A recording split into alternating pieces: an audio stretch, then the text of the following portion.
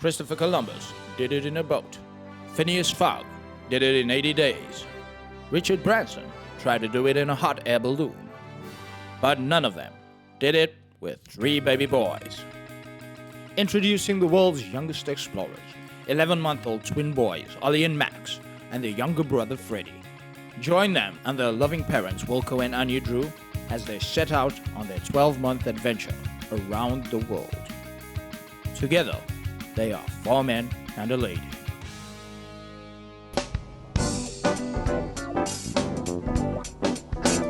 We were 2 people happy, traveling around the world, visiting all these places about which we only heard. We count these 3 little passes that'll change our lives for good, and our travel plans continue with a slightly heavier load. And we are 4 men and a lady. Some people think we're crazy, as long as we got each other, we'll be 4 men and a lady. We'll be 4 men and a lady. We'll be 4 men and a lady.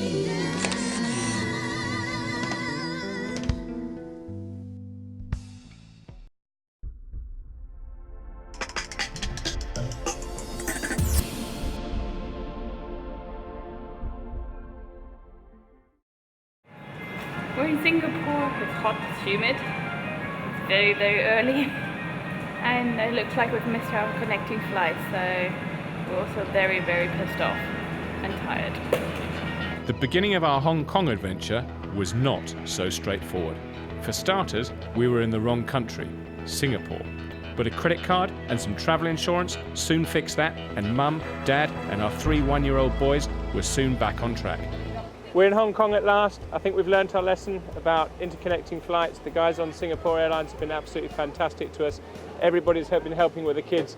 We're just glad to be here, and yeah, exactly where we're meant to be. I think the lesson learnt is not to take interconnecting flights on different airlines, because it's a real mess with kids in the middle of the night.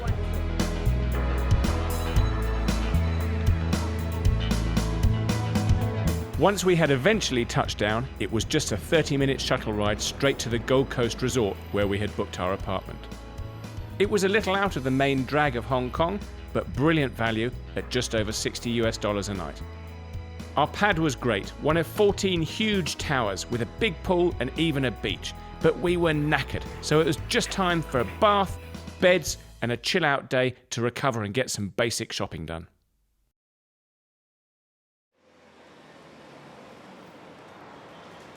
Our journey's brought us here to Hong Kong, where we're going to spend the next couple of weeks working out whether this is just a big Asian city for business, or if it really is a place that you can come and enjoy a family holiday.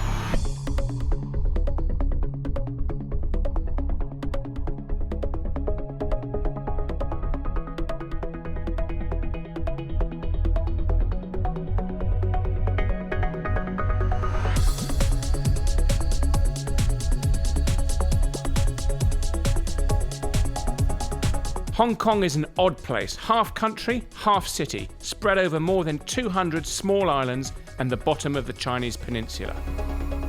Buildings often reach 1,000 feet high to make up for the lack of space on the ground, and Hong Kong's 7 million inhabitants cram themselves into apartments which on average are just 50% bigger than a standard American garage.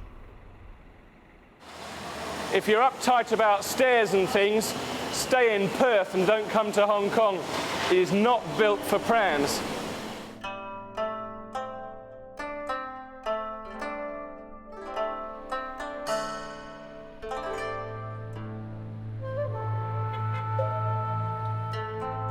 Mainland and Hong Kong films are shot in different styles and languages, but both are experiencing huge growth as wealth and love of movies amongst China's billion-plus population continues to grow. We're here at the Avenue of Stars in Hong Kong. It's Hong Kong's answer to Los Angeles' handprint street of fame, recognising all the famous Chinese actors. I'm not exactly sure who we're looking out for. Obviously Bruce Lee we can go and find, and maybe Jackie Chan, but let's go and see if we can recognise any of these other names along here. Let's go take a look. Come on, Freddie.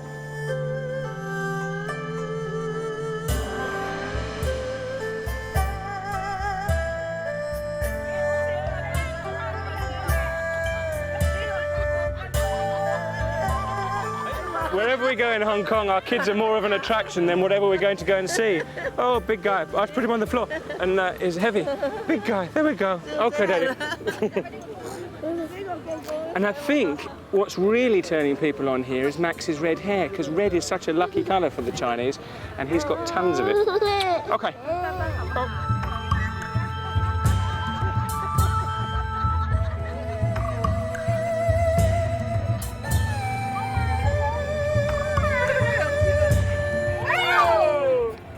I guess now we know who the real stars are on this avenue of stars.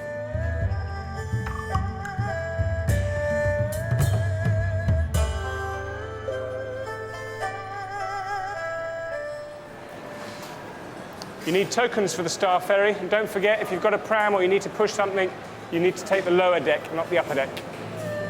Getting around Hong Kong is a fun event in its own right, with a 100-year-old Star Ferry service still a main connection between the two halves of this great city.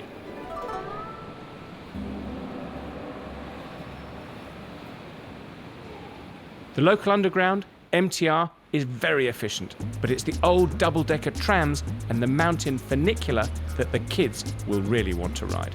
We're here at Hong Kong's famous tram, just waiting for the tram to arrive to whisk us up from the bustling centre of town to the top of the peak, where we can chill out, have a drink, and look back over some of the amazing skyscrapers down below. Come on, let's go see what we can find.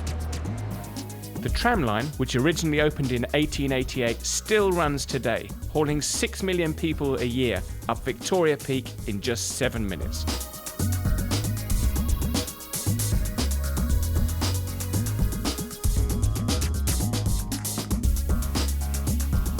Almost all of Hong Kong's buildings are interconnected by air-conditioned walkways, so you can effectively walk from one side of town to the other without ever stepping out. But it's down below where the culture of this place really comes to life. Although over a decade old, the idea for most visitors like us of a public escalator in an open space is still pretty mind-blowing. We're in town for action and adventure, so after a quick pit stop and taking in the great views, it was straight back down to the concrete and glass of the Central District. The central public escalators are really great and kids-friendly because you can get a pram on them. That's until, of course, you decide that you want to get off them, and there's nothing but a great big row of steps. Bugger.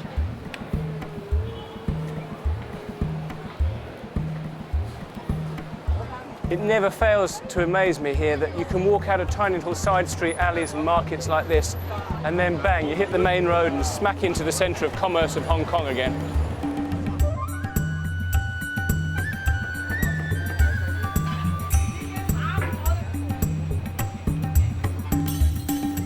This bloke who's fishing in the gutter here is clearly as mad as his red bucket. There's a perfectly good sea about 20 yards from here where you could find plenty of fish, but he seems to enjoy it this way in any case. It's quite fun too. If you're not eating in Hong Kong, you must be shopping. The entire city is basically a web of interconnected shopping malls, and Harbour City in TST is big even by local standards. Locals here start shopping young, as our boys found out, with a whole strip of dedicated toddler shops just ready for them to destroy. Today we're at Harbour City, which I've heard has got a whole mall dedicated to kids' shops.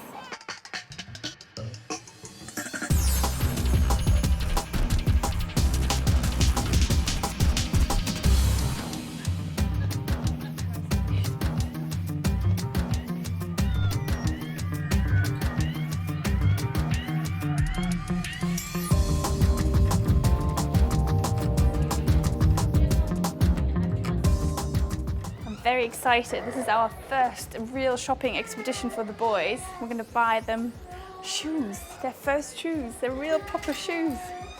Desperately needed. Oliver! I can only deal with one baby at a time. The other one is howling in the pram. And I'm trying to chase this one down. Look, do you like this one? He's trying to escape. Oliver.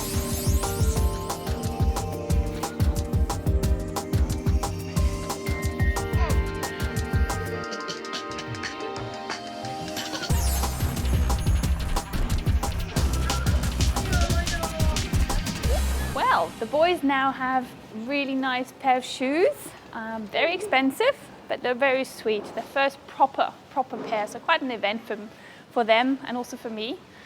And I think I need to celebrate it by going shopping for a pair of shoes for myself. Travelling around the world with kids means you need to be super organised, and from time to time, it might just help if you can walk on water.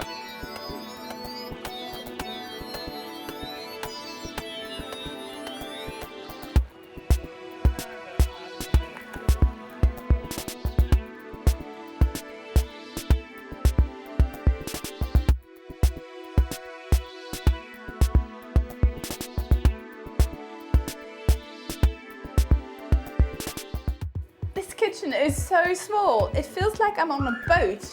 All I'm expecting now is the swaying motion.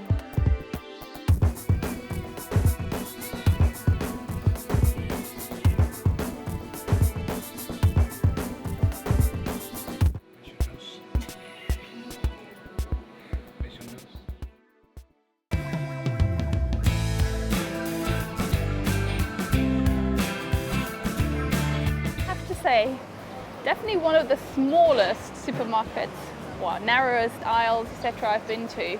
Not easy with a pram. Food, expensive. The choice is not that good in terms of vegetables. Baby food, also not very much choice. But hey, we got what we needed. Nappies, some fruit, some bread, some milk for the boys. Expensive. I think Wilco's going to have a heart attack when he sees my shopping bill. But... Being in part of China with your young ones means that there is a must-find animal on your list. And Ocean Park is home to An, Jingjing, Jie, and Li, and one of the best places to find giant pandas. Much like our boys, these bears sleep about 10 hours a day, and the rest of the time they just play, eat, and annoy their mothers.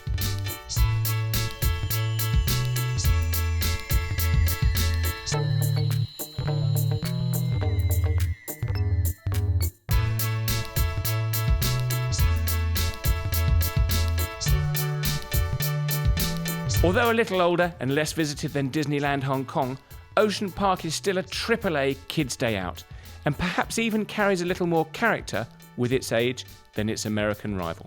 Ocean Park is split into two main areas. There's the front bit where we were just now checking out the pandas, and that's really, I guess, for kids from tiny tots like ours, anything up to 4s and 5s, and then you get on the magnificent little gondolas that bring you up here, and this, from a kid's perspective, is, I guess, the business end of town where the big roller coasters are and all that. Probably a little bit all too much for our kids, but I think we'll go and check it out from Mum and Dad as well. Let's go have a look.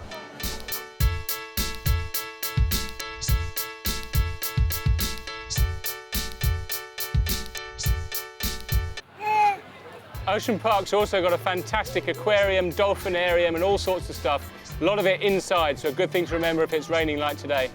Say hello to your new mummy, boys. Hello.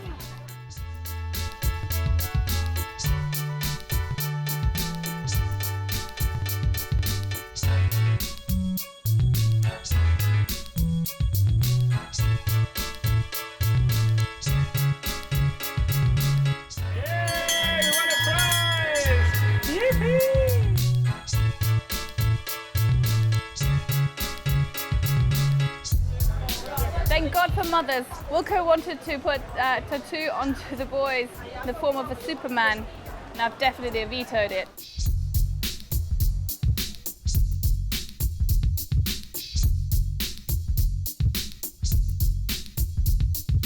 The kids are too young for most of the rides here, but I am definitely not grown up enough to not go on the Dragon. Oh yes.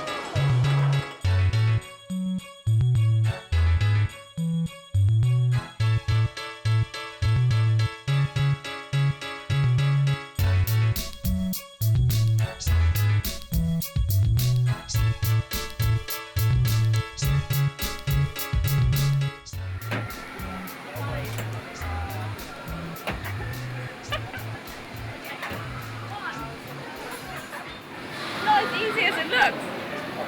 It's lunchtime down here in Aberdeen and we're at one of Hong Kong's most cheesy tourist destinations, the Jumbo Floating Boat. It's really quite a naff place to go, but check it out. It's huge, it's fun, and a great place to go and have a bit of a giggle. The restaurant is just across Aberdeen Harbour, to the south of Hong Kong, an area where only 200 years ago, pirates and traders alike would have filled this inlet. Today, it offers a peek into what the rest of Hong Kong would have looked like before all of the skyscrapers, when it was just a simple, although important, fishing and trading port. I'm blown away. I thought we were coming to some sort of cheap Junko place for lunch. It's really posh. I'm not sure we should be here with 3 kids. It's got kind of lovely silver trays with hot flannels and everything. It's absolutely lovely. So while we're here, it looks like we're busting the budget, love. Let's enjoy it. Yeah. Cheers.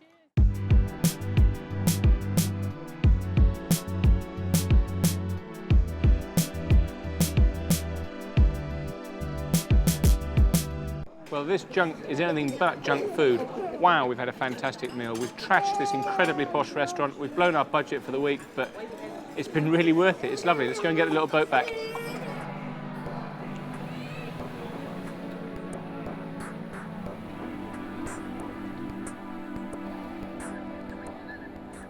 Things do happen in the daytime in Hong Kong, but it appears that their only purpose is to prepare for the nighttime, when the whole place quite literally comes to life and light.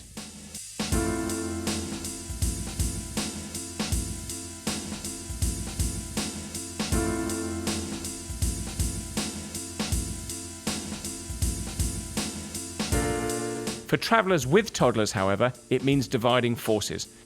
So Anya got the whole day off without the kids to chill and browse downtown. And in return, Dad got a night out on the tiles.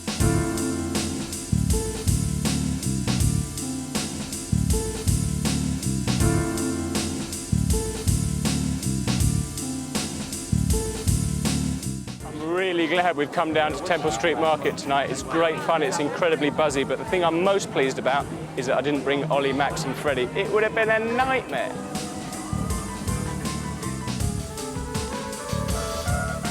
Hong Kong's markets have always been famous, and although today the fake designer gear has all been cleared away, there are still great bargains to be had everywhere you look. And of course, food stalls to die for.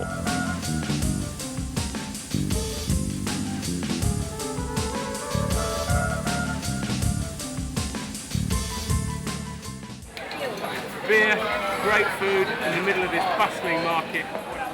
Cheers. I'm just phoning the missus to make sure that the kids went down okay. And because this is Hong Kong and everyone is permanently attached to their phones, I can even make the call from underground. Hello, love. That's the first metro lift I've found and I haven't even got a pram with me. Does this city ever sleep? Check it out! Excuse me, Happy Valley? For the races? Do you know how to get to the races? The GGs, the horses, bud? The race horses? No? Okay, thanks. We're going to make our way that way, basically. Okay, that's the way. Hong Kong has 2 major racetracks. Happy Valley, dating back to 1845, and a new one just a little further out. On any race evening, people here gamble away more money than any Western track does in an entire year. It's all about to kick off. We've got number 3, number 4, number 5. We've got pretty much most of the field covered. Let's see how we get on. Come on, number 3. Come on, number 3. Oh, he's rubbish. Where's number 3? Hong Kong's main sport is making money. And if the guys and girls haven't made enough during the day, then they come down here on a Wednesday night and try and make some more.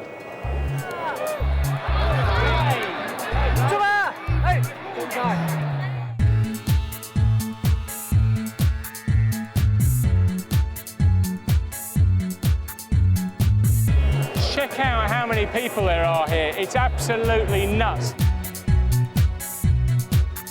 Because in terms of winning tonight, absolutely nothing. But we've had a super night and you must get down here. Don't bring kids anywhere near the races because it's no fun with them, but without them we've had a super night. Cheers.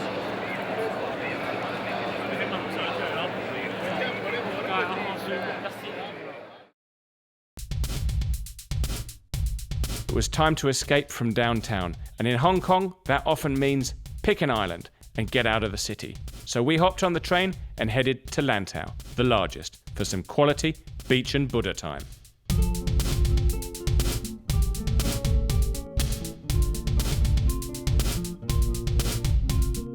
Built around natural harbours and over so many islands, Hong Kong is full of coast and shores, and a surprising number of clean beaches. Okay, so you'll be disappointed if you come expecting the Caribbean, but considering we are talking seaside in and around a true megacity, the sea and sand is surprisingly impressive.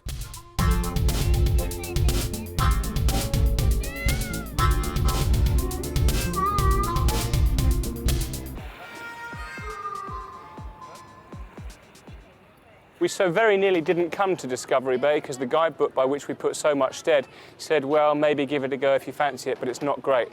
Well, unusually, they couldn't have been more wrong, because from a kid's perspective, this is fantastic and probably the best place to be in Hong Kong. If you're coming without kids, I wouldn't dream of coming here and stay in the Big Smoke. But then again, the Big Smoke's only 30 minutes on the ferry just down the road from here. Only just behind Discovery Bay, but mentally even further removed from the big city, lies Lantau's giant Buddha and the Po Lin Monastery.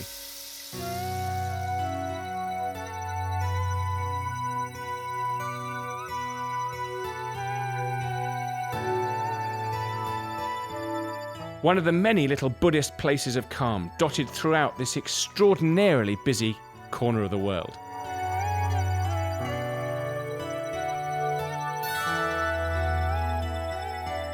Temples are dotted throughout Hong Kong, and they're busy places as people come in to offer worship and to give gifts to various different people within the Buddhist religion.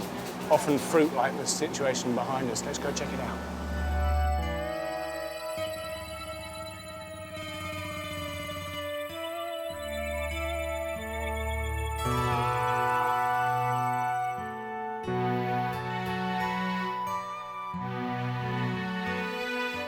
So while the monks and giant Buddha may not appeal to all kids, there is plenty of runaround space surrounding the monastery.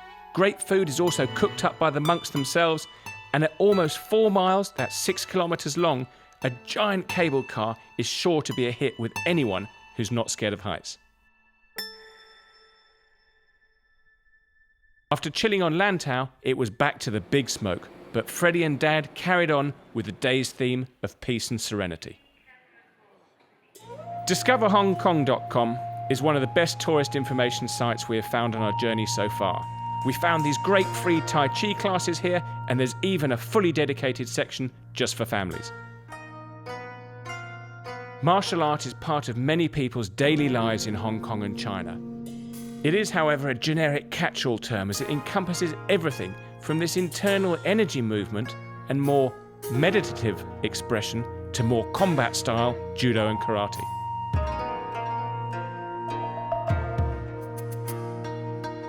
The true origins of martial arts on the continent are widely disputed, but in terms of dates, pretty much everyone agrees that the earliest forms started about 6,000 years ago.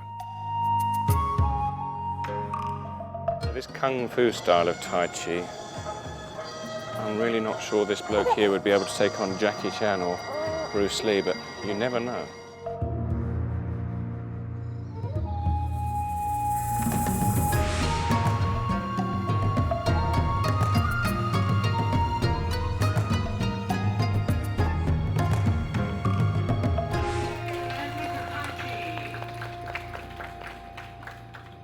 They call Tai Chi the art of awareness, and it really is, I think, much more art than martial art. I wouldn't like to have taken some of those rather slow moves up against Bruce Lee or Jackie Chan in a dark alley on a rough night. But I feel really much more balanced. I've loved being here this morning. Freddie's enjoyed himself. What a fantastic backdrop to do any type of exercise again. So, yeah, I think we'll leave with my yin and yang a little more balanced when they were when we arrived here. So, thanks very much. Hong Kong alone is not a family vacation plan, but mixed in with other attractions in Asia, or as a stopover with kids, it is outstanding. There is so much to do, every museum and attraction you could ever want, and all served up 24 hours a day, 7 days a week.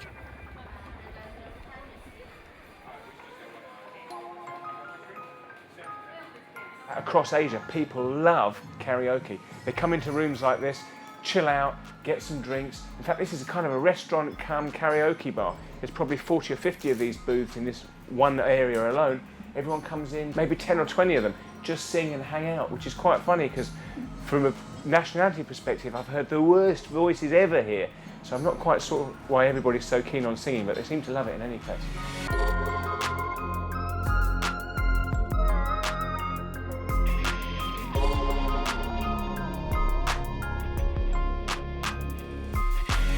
Why she had to go, I don't know, she wouldn't say. I said something wrong, now I long for yesterday.